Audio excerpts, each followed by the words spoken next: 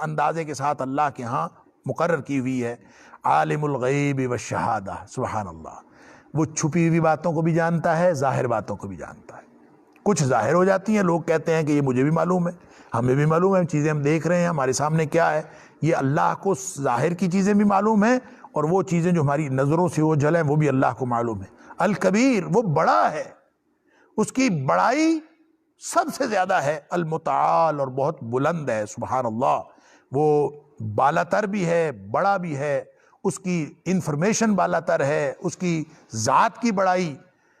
اور یہ بڑائی کے بارے میں ہمیشہ ایک بات عرض کرتا ہوں کہ یہ جو اللہ اکبر ہے نا، یہاں تو کبیر کا لفظ استعمال ہوا ہے۔ کبیر کا مطلب ہوتا ہے کہ جس صفت کے اندر فعیل کے وزن پہ جو بھی صفت آتی ہے اس کے اندر ایک استقلال پایا جاتا ہے، یعنی مستقلاً بڑا ہے۔ ایسا نہیں ہے کہ کسی ایک وقت میں بڑا ہو اور پھر نہ ہو، اس کی ہر بات بڑی ہے، اس کی کبریائی ازل سے ہے، ابد تک رہے گی۔ لیکن جو لفظ اکبر ہے، اللہ اکبر، قرآن میں بھی آیا، ہم نماز میں پڑھتے ہیں، کئی دفعہ کہتے ہیں اللہ اکبر، تو یہ اس کا معنی ہم عام طور پہ ترجمہ کرتے ہیں اردو میں اللہ سب سے بڑا ہے۔ معنی تو ٹھیک ہے، ترجمہ تو ٹھیک ہے، اللہ سب سے بڑا ہے، لیکن یہ سب سے بڑا جو ہے یہ تو ایک اضافی ایک صفت ہے کہ کوئی چیز سب سے بڑی ہو۔ 10 لوگ کھڑے ہوں، ان میں ایک آدمی 10 لوگ 5.5 فٹ کے ہوں، ایک شخص جو ہے 5 فٹ 7 انچ کا ہو تو وہ ان سب سے بڑا ہے، یا ایک 6 فٹ کا ہو تو وہ ان سب سے بڑا ہے۔ تو یہ سب سے بڑا جو ہے، اس کا مطلب ہے اس کا تعلق ان سب کی جو ریلیٹیوٹی کے ساتھ ہے، ان کی بڑائی کے ساتھ ہے، باقی بھی بڑے ہیں، یہ سب سے بڑا ہے۔ لیکن اللہ کے بارے میں جب ہم کہتے ہیں اللہ اکبر، تو اللہ کی بڑائی ہمارے وہم و خیال سے زیادہ ہے۔ لیس کمثلہ شیء، اس لیے اس کا ترجمہ میرے والد صاحب رحمۃ اللہ علیہ، مولانا محی الدین، اللہ تعالیٰ ان کو جنت الفردوس میں اعلیٰ مقام عطا فرمائے، وہ فرمایا کرتے تھے کہ ترجمہ کرتے وقت ہی اس میں ایک لفظ کا اضافہ کر لیں، اللہ سب سے بہت بڑا ہے۔ بڑا تو ہے، کتنا اس کی بڑائی کا ہمیں کوئی اندازہ نہیں ہے۔ اس طرح نہیں ہے کہ آپ کہیں کہ ساری کائنات سے بڑا ہے تو اس کا بھی ایک تصور ہوگا کہ ساری کائنات کا ایک تصور ہے، اس سے بڑا ہوگا، نہیں۔ اللہ کی بڑائی جو ہے وہ ہمارے وہم و خیال سے زیادہ ہے، اللہ سب سے بہت بڑا ہے۔ لہذا کبیر وہ بڑائی ہے جس کا تصور اکبر سے بنتا ہے،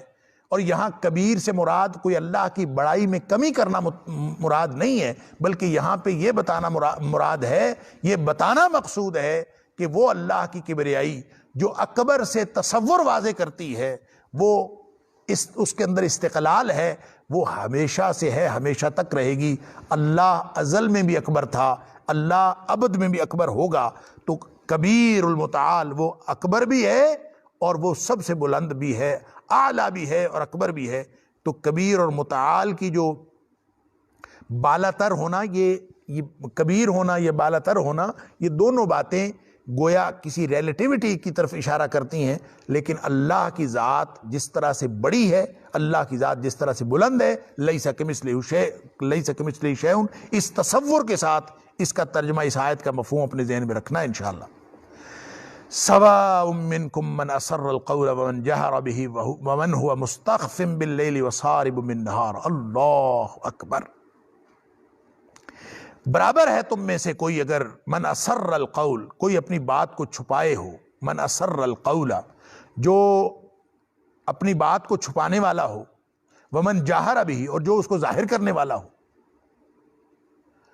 ومن هو مستخف باللیل، اور یا کوئی رات کو چھپنے والا ہو،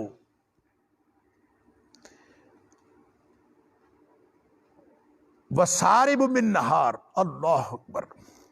یا پھر دن میں وہ ظاہر ہو کر چلنے والا ہو۔ کوئی چھپے اللہ سے،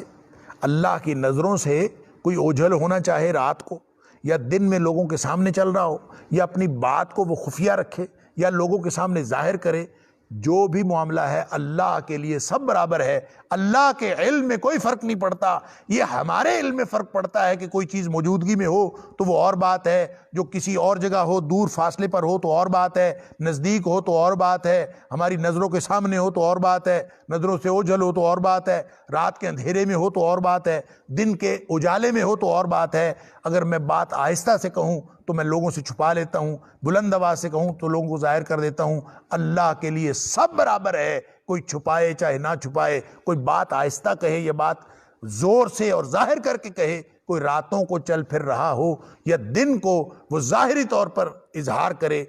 جو راتوں کو چھپنا چاہے یا دن کو اظہار کرنا چاہے، اللہ کے لیے سب برابر ہے۔ سواء منکم، اللہ کے لیے کوئی فرق نہیں ہے۔ اللہ کا علم محیط کلی، اس کے سامنے تو ساری کائنات۔ وسع کرسی السماوات والارض، زمین و آسمان کے اوپر اس کی کرسی حاوی ہے۔ اتنی سی کائنات ہو سکتا ہے اللہ کے سامنے؟ جیسے نبی کریم صلی اللہ علیہ وسلم نے فرمایا کہ اللہ کے عرش کے مقابلے میں اس کائنات کی بڑائی، اللہ اکبر، اللہ کے عرش کی بڑائی کے مقابلے، اللہ کی ذات کی بڑائی نہیں، وہ تو ہم سمجھ ہی نہیں سکتے، ہم اللہ کے عرش کی بڑائی بھی نہیں سمجھ سکتے، لیکن صرف ہمیں سمجھانے کے لیے کہ آپ اپنا تصور بنا لیں کہ اللہ کی بڑائی، اللہ کی کبریائی کا کیا اندازہ ہو سکتا ہے۔ فرمایا کہ اللہ کے عرش کے مقابلے میں یہ ساری کائنات، یہ زمین و آسمان، یہ وہ کائنات جس کو سائنسدان آج تک ایکسپلور نہیں کر سکے، اور وہ کہتے ہیں بڑھتی جا رہی ہے، کائنات بڑھتی جا رہی ہے، اللہ اکبر۔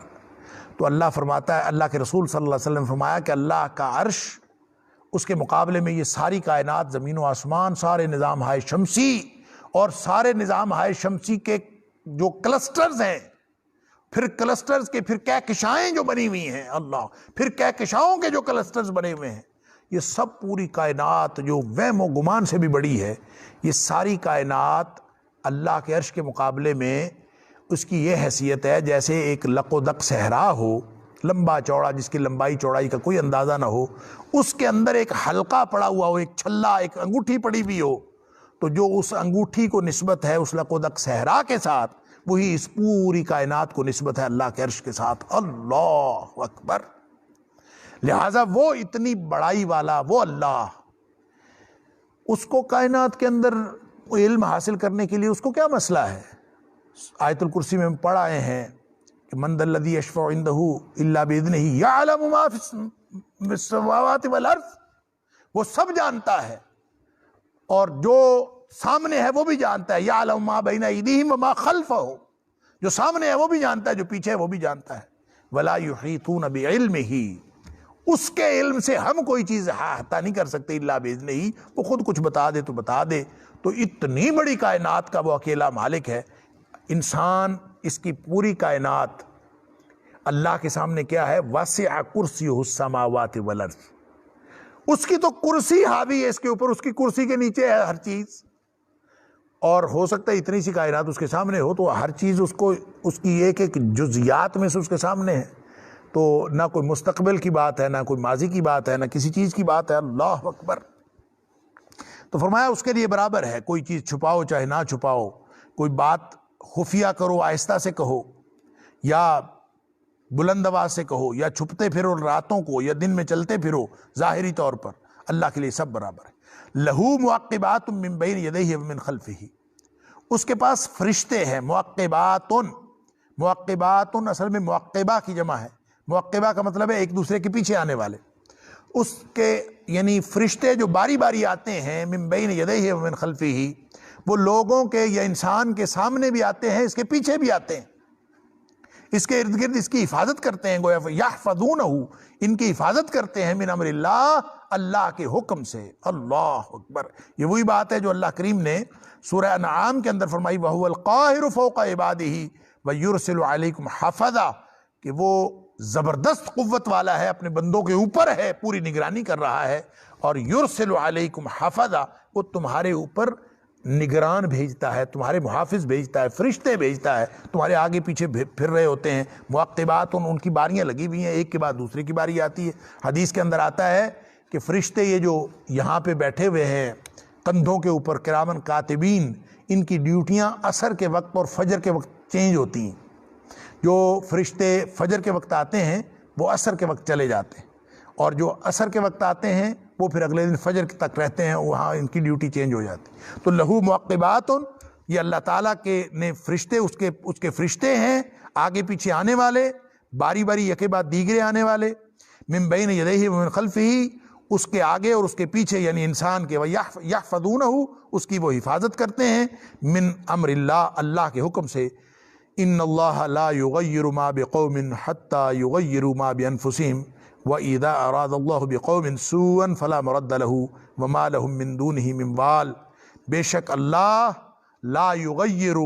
وہ نہیں ہٹاتا، نہیں تبدیل کرتا، ما بقوم، کسی بھی قوم کی حالت کو، حتی یغیروا ما بانفسہم، جب تک کہ وہ اس کو خود نہ بدلیں جو کچھ وہ کر رہے ہیں، جو ان کے اپنے نفسوں میں ہے۔ وَإِذَا أَرَادَ اللَّهُ بِقَوْمٍ سُوءًا، جب اللہ کسی قوم کے ساتھ برائی کا ارادہ کرتا ہے، فلا مرد لہ، اس کو کوئی ہٹانے والا نہیں، وما لہم من دونہ من وال، اور اللہ کے علاوہ، اس کے علاوہ کوئی بھی والی اور کارساز نہیں۔ وقت ہو گیا، انشاءاللہ اگلے درس میں بشرط زندگی اور بشرط توفیق الہی یہاں سے ہی انشاءاللہ دوبارہ آغاز کریں گے، آیت نمبر 11 سے ہی۔ اللہ تعالیٰ مجھے اور آپ کو، ہم سب کو قرآن سمجھنے اور عمل کرنے کی توفیق عطا فرمائے۔ وآخر دعوانا ان الحمد للہ رب العالمین۔